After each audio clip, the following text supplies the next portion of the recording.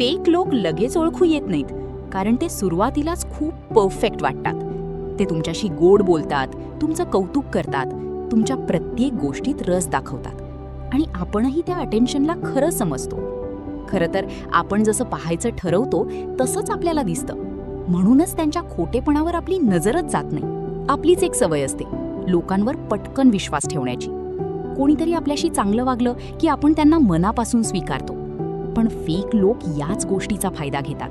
ते तुमचं ट्रस्ट जिंकतात आणि मग हळूहळू आपलं खरं रूप दाखवतात.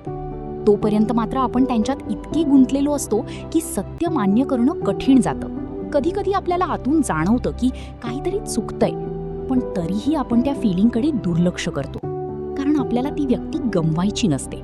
आपण स्वतःलाच समजावत राहतो, कदाचित मीच जास्त विचार करतेय. आणि इथेच आपण स्वतःच्या इन्स्टिंक्ट्सकडे दुर्लक्ष करतो, जे आपल्याला आधीच सावध करत असतात.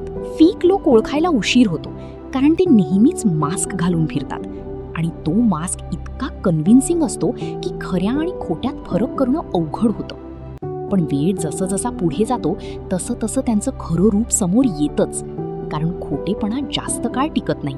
शेवटी लेसन एकच: लोकांवर विश्वास ठेवा, पण स्वतःच्या इन्स्टिंक्ट्सवर जास्त. प्रत्येकावर ब्लाइंड ट्रस्ट ठेवणं थांबवा, कारण जे खरे असतात त्यांना प्रूव्ह करायची गरज नसते आणि जे फेक असतात ते कायम प्रूव्ह करत राहतात.